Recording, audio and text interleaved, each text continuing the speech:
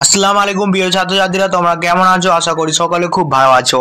আগামীকাল অর্থাৎ আজ তোমরা কিন্তু বাংলা এক্সাম দিয়ে এসছো, অর্থাৎ আগামীকাল তোমাদের মঙ্গলবার রয়েছে আরবি এক্সাম, এবং আরবি পরীক্ষা নিয়ে অনেকে বিভিন্ন দিক থেকে চিন্তিত রয়েছে। প্রায় 70 থেকে 80% স্টুডেন্ট আরবি বইটা হয়তো সারা বছর খুলেই না, যারা আজ থেকে আরবি এক্সাম দেওয়ার জন্য প্রস্তুতি বা প্রিপারেশন নিচ্ছে। তাদের জন্য শুধুমাত্র এই ভিডিওটা, এবং তোমার সেই সকল বন্ধুকে তুমি এই ভিডিওটা শেয়ার করবে যারা সারা বছর আরবি এক্সামের জন্য প্রিপারেশন নেয়নি, আজ থেকে এক্সামের প্রিপারেশন নিতে শুরু করেছে, তাদেরকে তুমি অবশ্যই ভিডিওটা শেয়ার করে রাখো।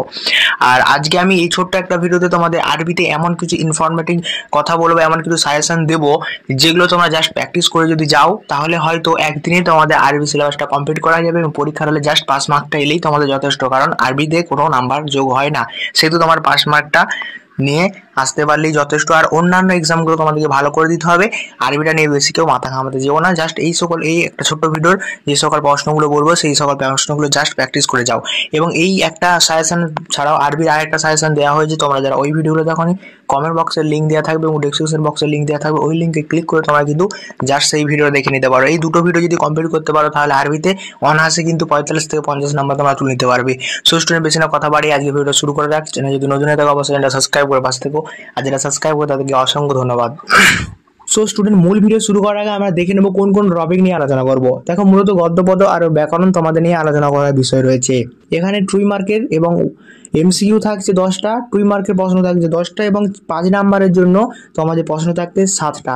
জাস্ট এই সকল প্রশ্নগুলো তোমরা প্র্যাকটিস করে যাও, এগুলো প্র্যাকটিস করলেই তোমরা পরীক্ষার হাতে অনায়াসে কিন্তু কমন পেয়ে যাবে। সো প্রথমে দেখতে পাচ্ছ, আমরা প্রথমে যে এমসিকিউ তোমাদের বলেছিলাম 10টা এমসিকিউ নিয়ে আলোচনা করবো। ইম্পর্টেন্ট এমসিকিউগুলো তোমরা জাস্ট প্র্যাকটিস করে দাও, এখান থেকে আমি মনে করি 4 থেকে 5 নাম্বার তোমরা ক্যারি করতে পারবে। সো এই এমসিকিউগুলি প্রশ্নগুলি পরে তোমরা কিন্তু দেখতে থাকো। দেখো, প্রথম যে প্রশ্ন সব থেকে বেশি ইম্পর্টেন্ট সেটা হচ্ছে যে সমুদ্র থেকে কি গৃহীত করা হয়। দেখো, সমুদ্র থেকে মূলত তাজা মাংস এবং বা মাছ এবং অলংকার গৃহীত করা হয়ে থাকে।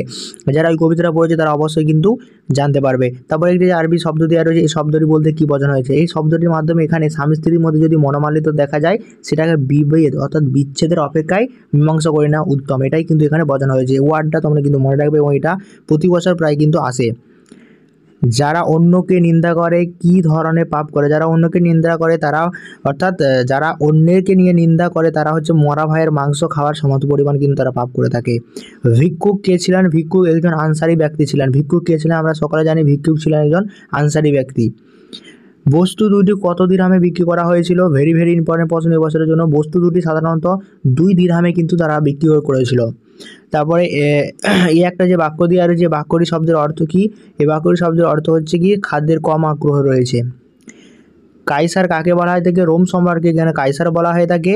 চোরেরা কাদের তাঁবু থেকে বাচ্চাকে চুরি করেছে বা প্রবেশ করেছিল? ফিরিঙ্গিতে যে তাঁবু সেখানে কিন্তু তারা প্রবেশ করেছিল।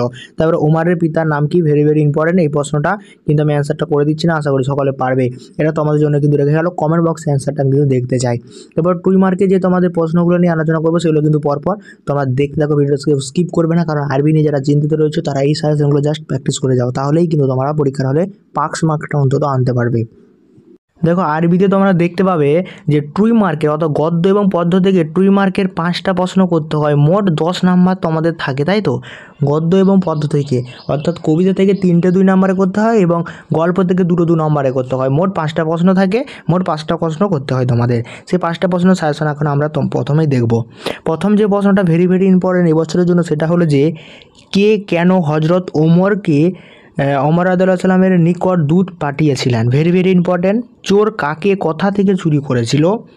বিদ্যা দ্বারা মানুষ কি অর্জন করতে পারে? বিদ্যার ভাণ্ডার অফুরন্ত কেন? এই প্রশ্নটা কিন্তু ভেরি ভেরি ইম্পর্টেন্ট এবছরের জন্য। তারপরে পাদ্রীর অতিথি কথা এবং কেন যাচ্ছিল?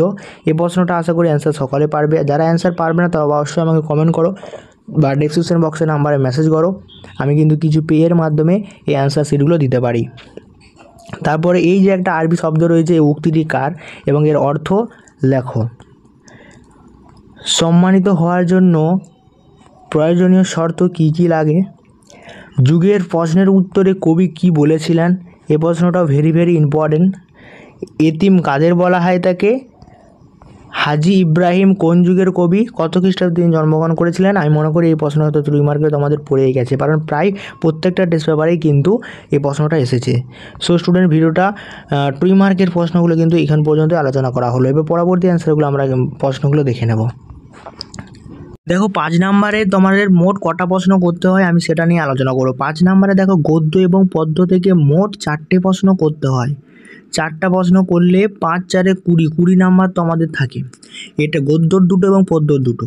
তো এই 5 5 10, মানে 10 হচ্ছে 20 নাম্বারের মধ্যে তোমরা 10 নাম্বার পেয়ে গেলে অনায়াসে তোমরা পাস করে যাবে।